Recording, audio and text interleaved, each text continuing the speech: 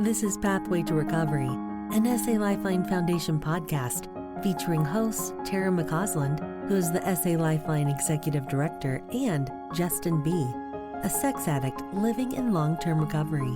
We have conversations with experts and individuals who understand the pathway to healing from sexual addiction and betrayal trauma, because we believe that recovering individuals leads to the healing of families.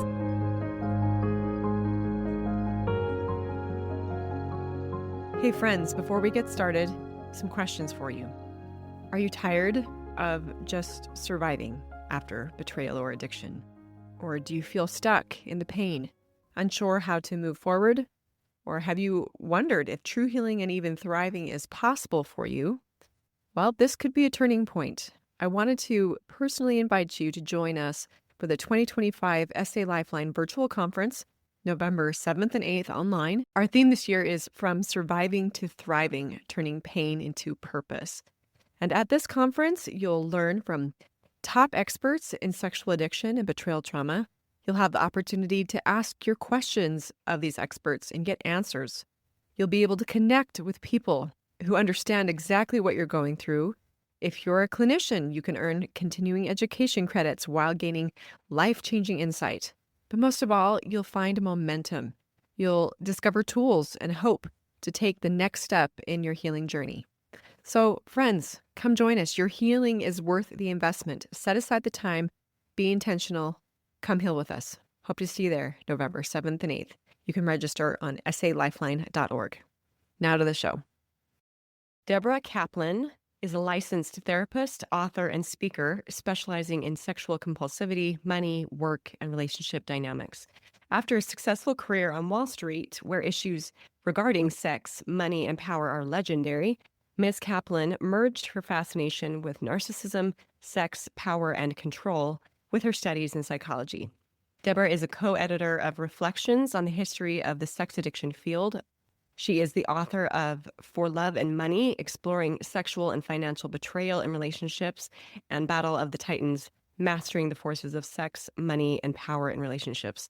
In 2023, Ms. Kaplan released Coupleship, Inc., From Financial Conflict to Financial Intimacy. Debra lectures nationally and provides consultation to a global community. Welcome to the Pathway to Recovery podcast. I am your host, Tara McCausland, and I'm really thrilled to have here with me Debra Kaplan. So good to meet you, Debra. Same here, Tara. It's an honor and pleasure to be here and talk about this topic that is so important and often not really addressed. I've read your bio, so our listeners know a little bit about you, but that's really an interesting segue from Wall Street to therapy. Those are two really high-stress jobs. Can I ask why from Wall Street to therapy? Well, how about if I answer the why? Yeah. The why and the how. So as a financial individual, I've worked on Wall Street for many years, and one of the last positions I held was as a trader. I'm a commodity option trader, and I actually still trade today. I trade off what was considered off-the-floor trading. People used to refer to it as day trading, but because technology has changed and trading platforms have changed. So I'm still a commodity option trader. However, in the days that I was trading on the commodity floor in New York in the World Trade Center, at the time, that trading space, because there was no division between markets, you could walk from one area into another. And that was when Saddam Hussein it was not yet the invasion of Kuwait. And Tariq Aziz, who was the emissary, met with James Baker in Geneva. And my market, I was trading the softs. I was trading cocoa, sugar, orange juice. My market would close at 2:10, literally 2:10 every day. And the oil complex would trade and close somewhere around 3 o'clock.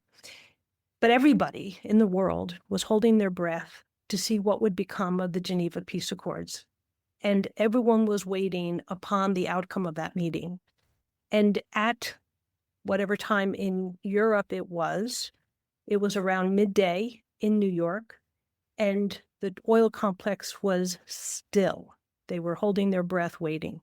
My market had just closed, and the oil traders were kind of mulling around and kind of going about their business. And then all of a sudden the news broke. Now, we have Cell phones today, we have news that's instantaneous right into our hand. But at the time, the ticker would come up on the board, and regrettably was the first word that James Baker uttered.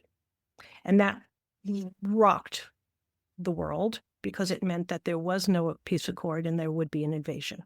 And from that moment, the markets went berserk and traders were flying in from all corners of the space.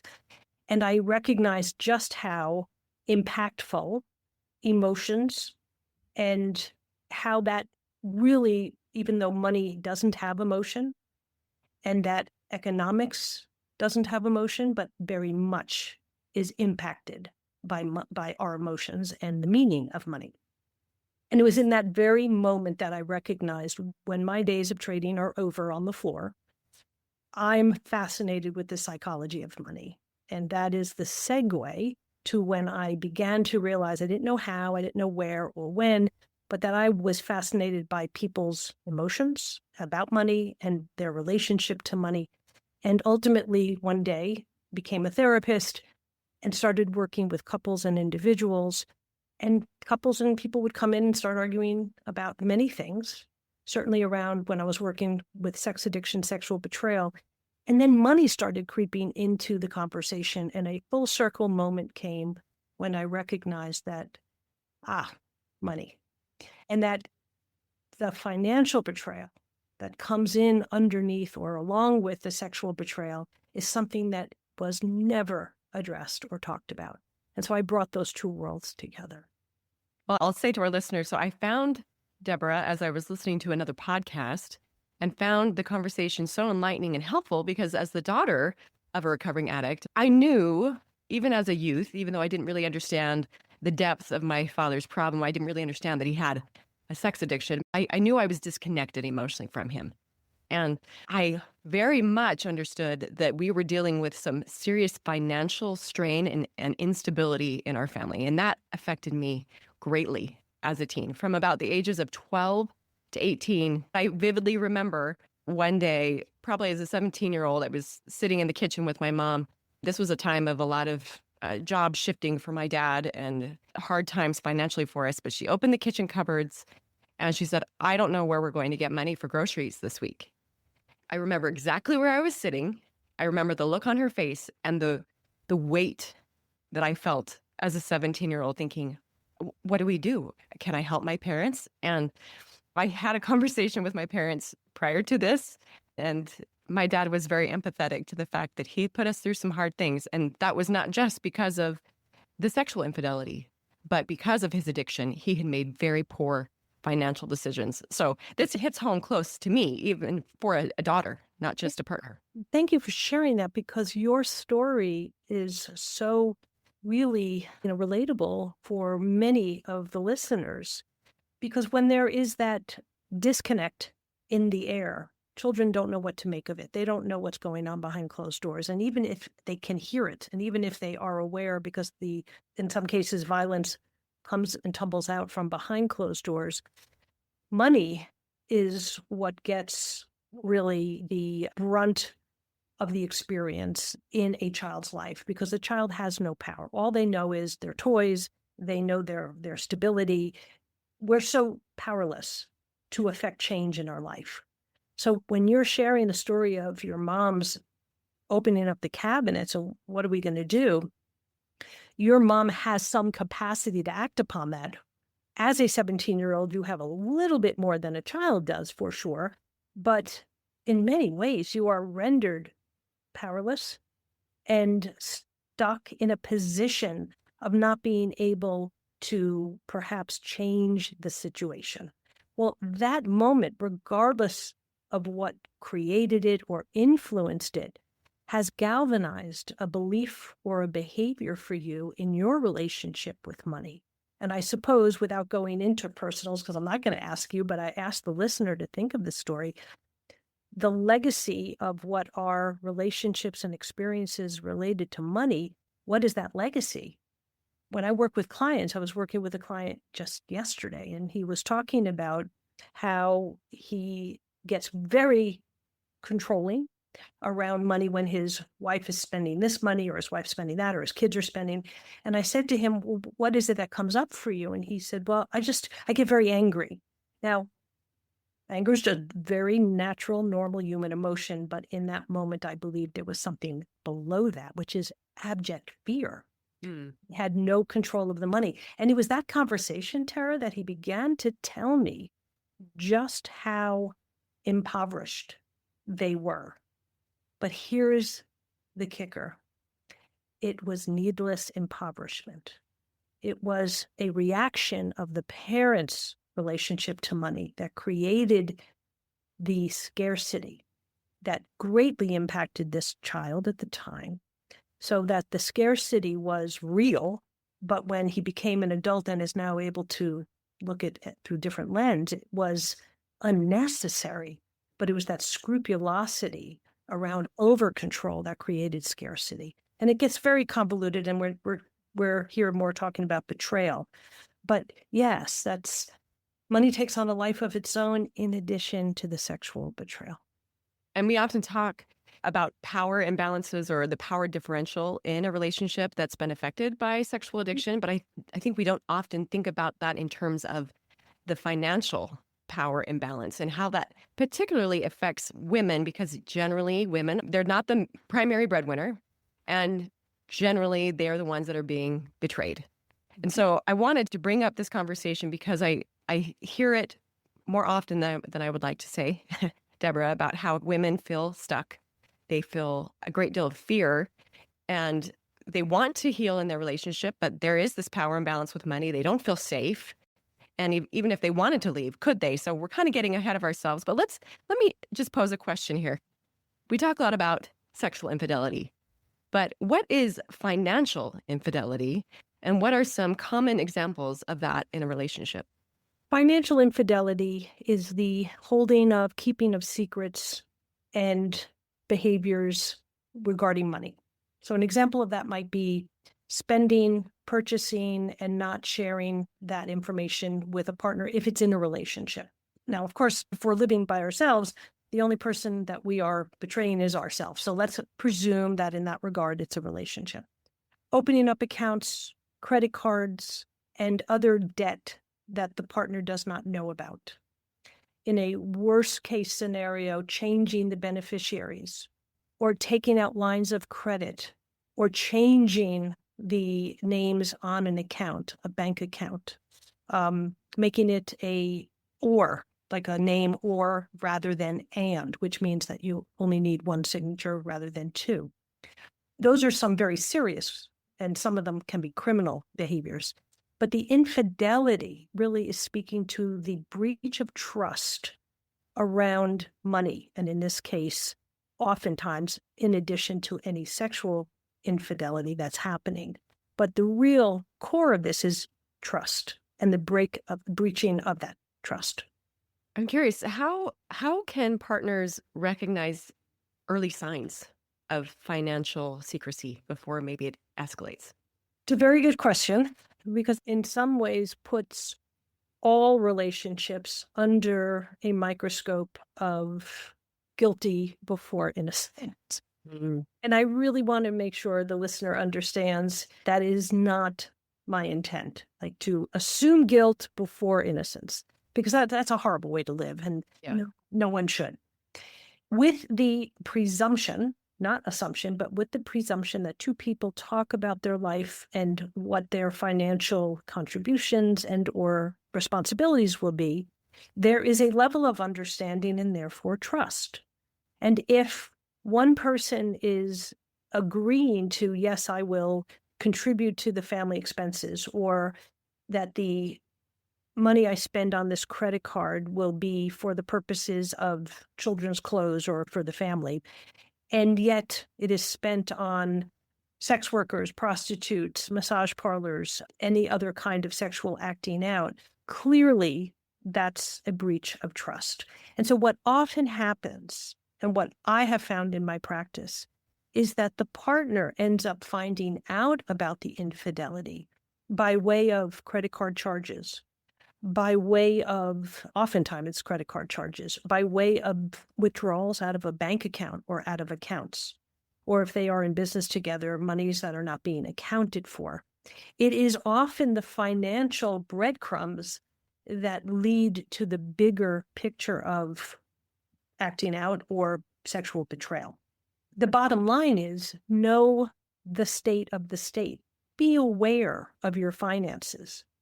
Be aware of where monies are and are not being spent in the household. I say to partners, betrayed partners, hope is not a backup plan. And to just hope that things will work out, or to believe that, well, I don't understand this and this will all go okay, is rendering someone in a much more vulnerable position than they really ought to be putting themselves. When I wrote Battle of the Titans in 2020, I did not think of asking. My dad has passed. He passed in 2002, but my mom is still alive. She is currently 95, and she is very with it. But at the time in 2020, I had a conversation with her. We were in the middle of just starting the COVID lockdown. And she said on the phone one night, how's the book going? I said, well, it's coming along, and I'm about writing the time when you and Dad would argue about money. And she said, so are you going to interview me? And I said, no, actually, because this is from my perspective. And I said, Dad controlled all the money, and, he often was very anxious, and he paid the bills, and you didn't like it. And there was dead silence. And she said, no, that's actually not it at all. I said, wait, like, seriously? Like, what do you mean? And she began to tell me the story, the situation. So here I am as a child. I have a whole narrative growing up in my life thinking it's one way, and she's telling me no. My dad wanted nothing more than for her to take over the finances, pay the bills, and be more responsive. But she wanted no part of it. She was like, no, I don't deal with that. And when he became ill, she had to. Actually, they had a fight long before he became ill, where he said, he kept questioning everything she bought. And so she was like, if it bothers you so much, don't do it. And he's like, well, that's what I've been telling you. When he passed and my mom had to take everything over, it was very clear that even though my dad he never betrayed, he never held secrets, and he was very ethical from day one, my mom could have easily been taken advantage of because she willfully did not want to know. And she was forced into having to know. So to partners and we started with feeling stuck. Yeah, there are circumstances where somebody is financially really vulnerable and does not have the ability or the capacity to leave, or chooses not to for fear of leaving the children. I mean, there's that whole dynamic as well, which we won't touch on.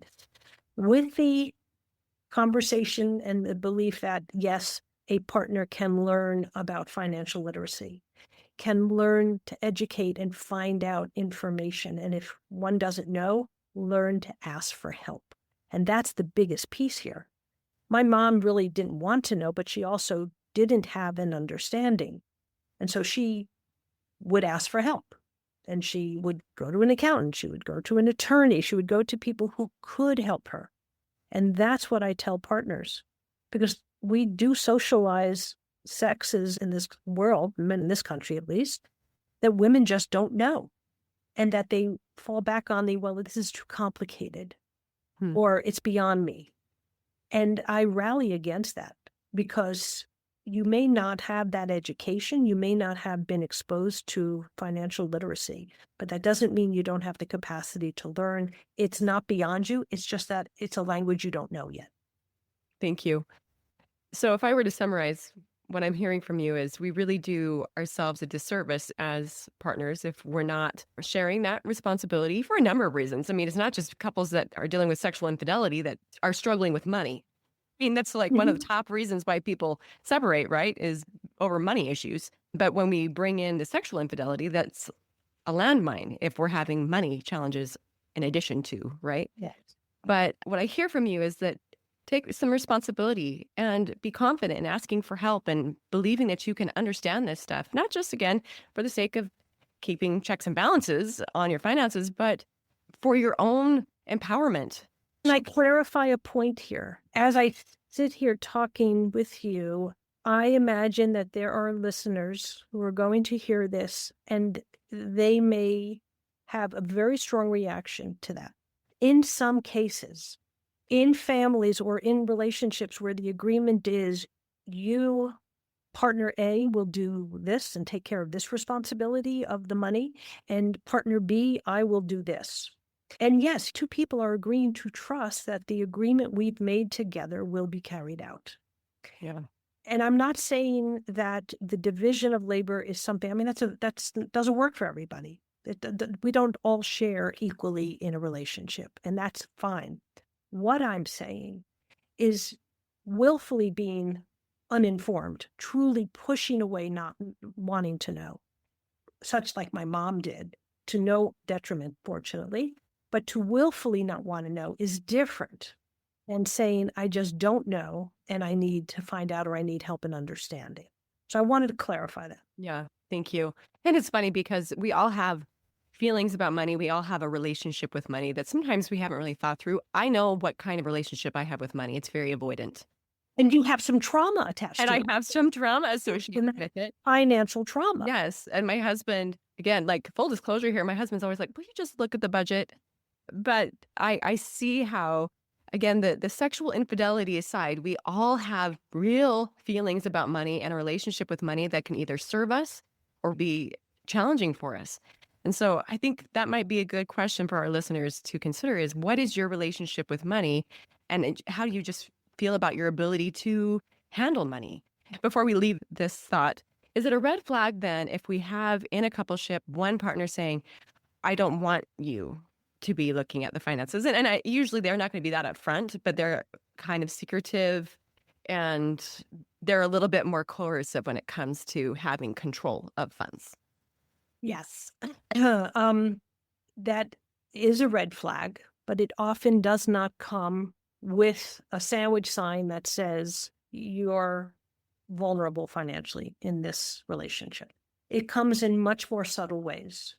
And depending on one's experience, one's unresolved trauma or any trauma will depend on how secure one is in pushing back on some of these messages.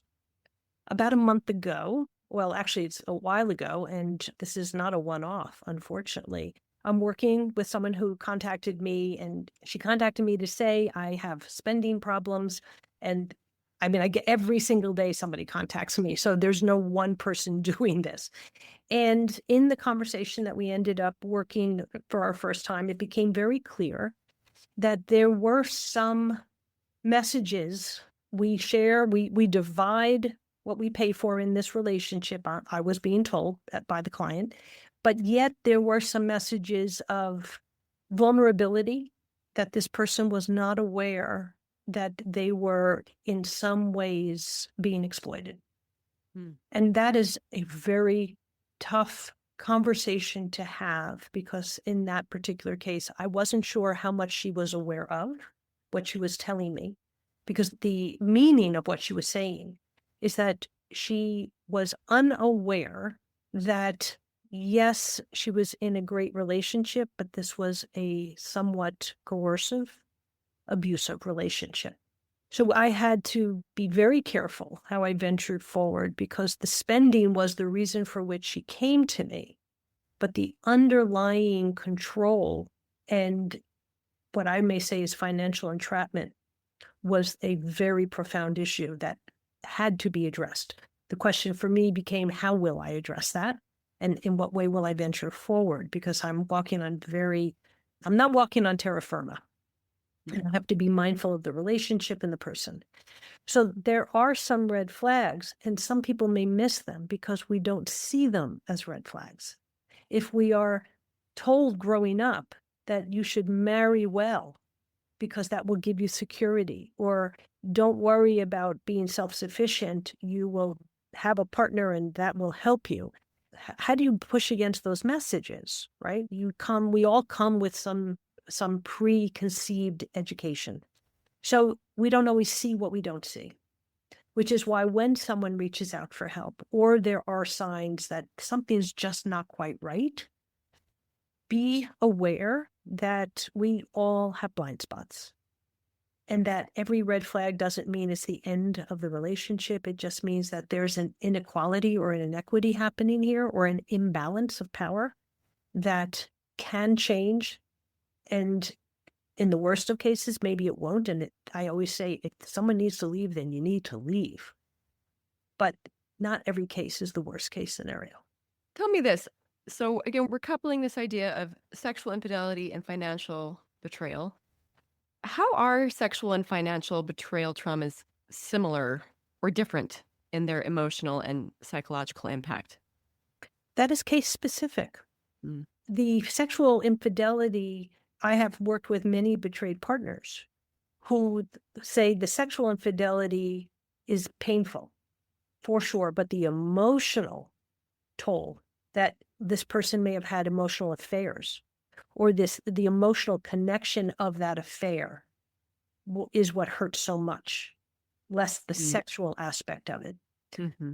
When we then factor in the financial betrayal, in particular, if, for example, the partner has been told, we don't have the money for that. Let's hold off on going on vacation. Let's not buy the car because, we're trying to save for kids' education. And then the betrayed partner finds out that that money was being spent on affairs or acting out or on another family. Now, the significance of the sexual infidelity may fall second to the absolute rage around the financial. Because going without and the partner going along to say, okay, that makes sense, and we're a team here. And then all of a sudden, partner finds out we're not a team, and I'm been exploited and being taken advantage of. I mean, that will be the penultimate betrayal and injury. Yeah, my parents have been in recovery for a number of years, and so I've had a lot of opportunity to hear them reflect back on experiences. And while I feel like my mom, she has forgiven my dad. If she's asked, do you fully trust him? She says, I trust recovery effort. I trust recovery behavior.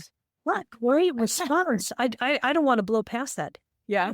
That's a beautiful response. Yeah. But one thing that she often won't let go is how she felt that he stole from her children.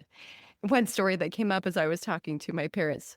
So in my senior year, again, this was a very tumultuous time financially for us. My dad, I don't know, he was in between jobs, but I was running for a local pageant and we had very little money at the time. And I remember going to Dillard's and looking at the Dillard's clearance rack and finding probably the ugliest red dress that might work for a pageant dress for $40, but it was all we could afford. And there was apparently a woman after the fact that told my mom she could have won, but it was the dress. And so in talking to my parents recently, my dad, he said, well, I guess I need to make amends and I need to buy you a new dress. And I'm grateful for the recognition of what the cost was, the cost for him and for our family in lost opportunity. And I asked my dad, if you were to itemize, what was the cost associated with your addiction?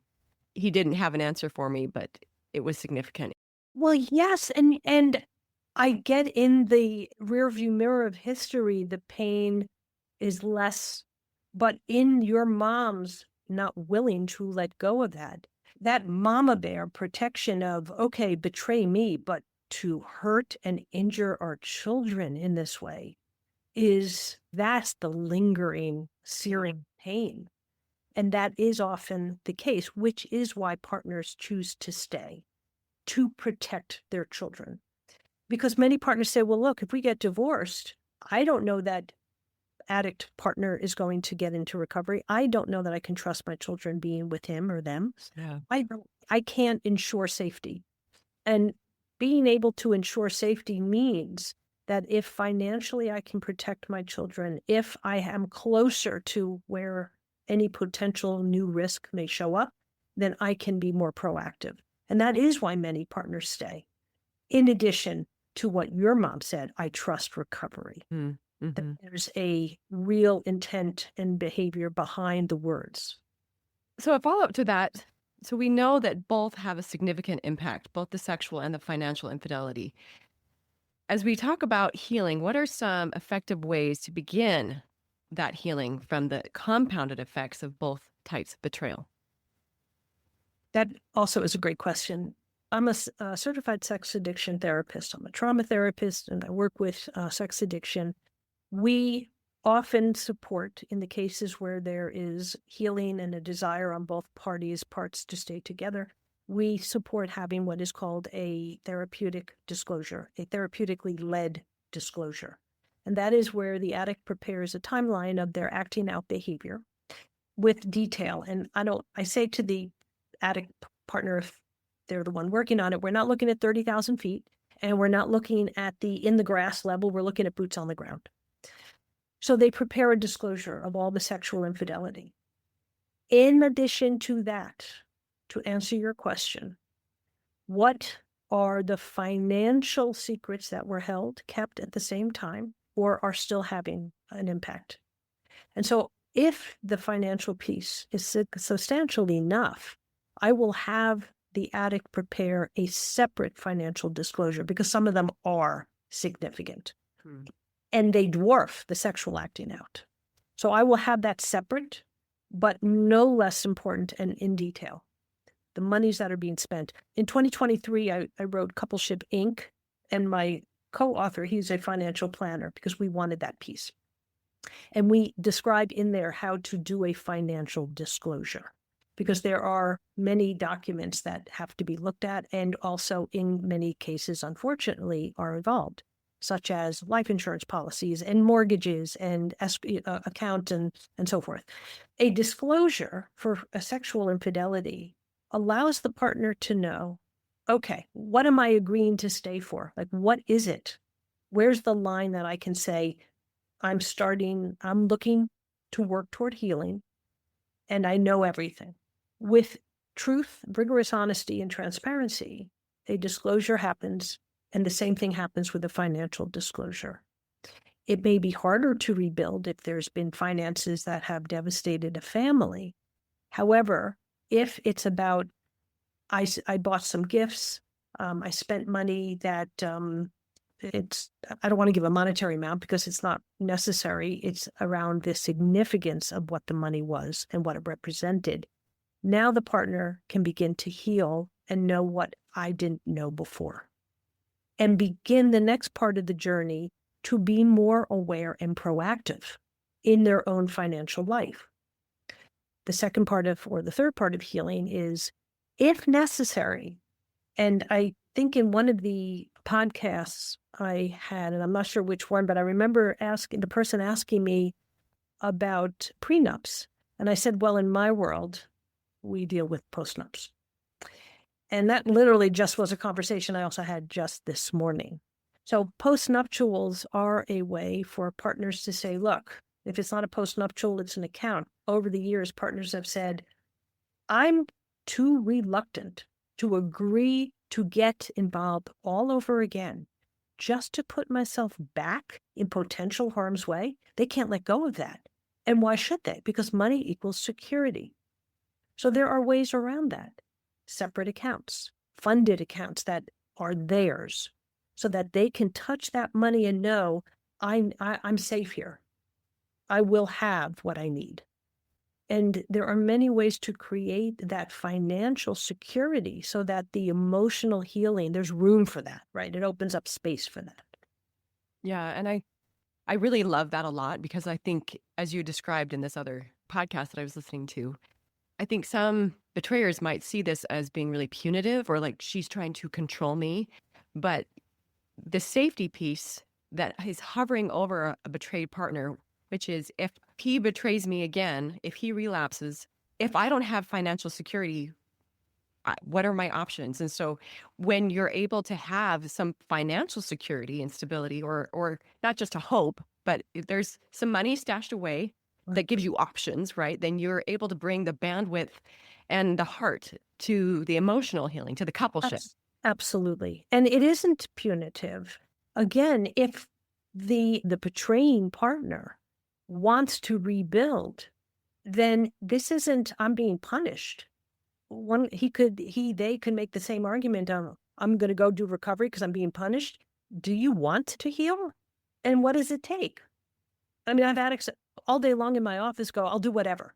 Okay, let's talk about A, B, and C. Well, I'll do A, but I won't do B and C. Well, this isn't a negotiation. And in many cases, they're like, okay, I'll dive in. But if it's already a new negotiation, it isn't on the part of a partner who's being punishing. Consider, what is it about the request or the boundary that is so difficult in the coupleship? Let's start there.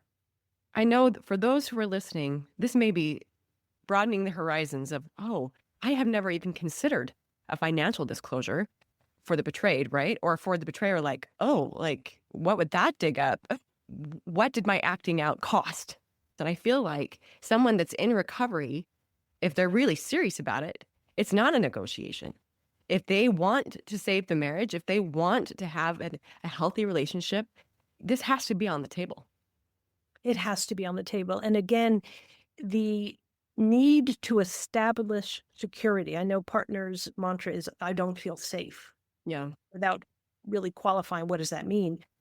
Money means security for many, many people. And when we bring our own histories into this of insecurity or insufficiency or deprivation or scarcity, this only amplifies whatever has not yet been healed. Having that security established is not a punishment, nor should it be punitive if it's to punish. In other words, if it's about, I want to be paid for my pain and suffering, well, that's a whole different conversation and not what we're referencing here. But if it's about, let's establish safety and security so that we can have this healing conversation and grow together, then yes, much like you asked your dad, which I think is amazing for the family, for yourself, for your dad and your mom, that you could have that. You said something so important. Lost opportunity. Monies that were spent and monies that were wasted, opportunities that were not seized. So yeah, quantifying the amount is very important during a disclosure, because it isn't always the actual, it's the loss of opportunity. So beyond a financial disclosure, and maybe that would be your primary counsel, what really does healing look like, that healing process look like after experiencing that financial infidelity, especially when leaving the relationship isn't an option? Yeah, next steps would be for the individual, if they want to stay, or maybe even don't know yet. I often help individuals say, look, just for today. You only have to make that decision just for today. Mm. Tomorrow will show up. And if on the way to making that decision, healing your trauma now is the abuse, the neglect, is the betrayal, that has to be addressed. And after the shock of all of that, or the concussion of all of that, if there is underlying trauma that got exacerbated or drudged up, that has to be also addressed, because it was sitting there dormant and then all of a sudden erupted in the earthquake. That healing, that therapy, along with a disclosure, if it's appropriate, then the individual gets to say, okay, I have a clear head. I'm now working out of my responsive self, not the reactive self, because at early trauma, it's all reactivity for good reason. And they get to make a decision, do I really want to stay? And now also decide, what am I staying for? This won't be the new polished version of the relationship. It's going to be a brand new relationship. And so I really ask clients to not look back and say, I wasn't crazy about this, but I guess it could work. This is 2.0. It's the old relationship died. The marriage died. Are you willing to create a new marriage? Stronger, healthier? But that's not always the case. And so making the decision about, why am I staying? What am I staying for? Is a really personal journey and a very important inner journey to decide what that relationship looks like. So what strategies or support systems can help someone rebuild that that trust, that financial stability while staying in the relationship? Recovery, 12-step recovery, if that's helpful for the individual. Certainly therapy, individual, couples, just navigating that, languaging, rules of engagement, guidelines and guardrails, disclosure, and faith support groups, whether they be religious, spiritual, so important, connected to community. And along those lines, people who understand us because we all speak the same language. Support groups about betrayal. Support groups that may involve trauma, betrayal trauma. That is so helpful. And no one else who walks in those shoes would better understand it than another betrayed partner, as long as it's a healthy support group and it isn't about getting their fair share and piling on. We want to make sure that it's productive. And for the betraying partner, if there's addiction, same thing. 12-step and support and therapy and recovery, establishing sobriety and emotional sobriety, not just I'm not acting out on my bottom line behaviors, and couples work, and really looking at the entitlement and the narcissism underneath the behavior, because it is self-centered. It's pro-self, not pro-social. And looking at what am I staying for and how am I best going to show up for another? And as far as like resources to rebuild the financial trust and stability, do you have programs, books, people that you would point couples to or individuals? I will absolutely tout in my book, Couples to Bink, because I think it's a workbook, and it's actually a profound book to help on an individual level and a couples level. Financial planners, financial advisors, therapy. So the emotional, the financial, there's also financial therapy. I'm a financial therapist, and what that means is another whole podcast, but the financial and the clinical support. Because many individuals, when we're talking about financial infidelity, need to be educated. The literacy of just what is an investment and what do I do with this account? So they need really just languaging and an understanding.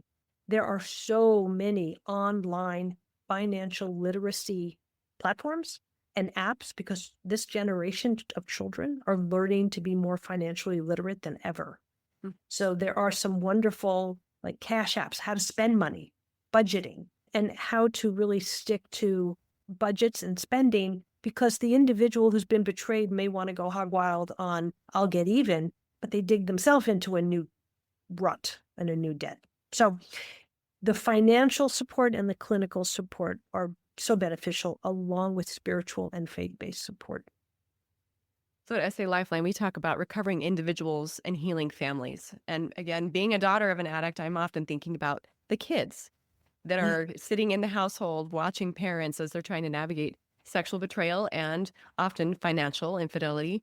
So if you were talking to individuals and couples specifically about how do you train up your children to be more financially literate so that as they get into committed relationships, it's maybe a smoother transition?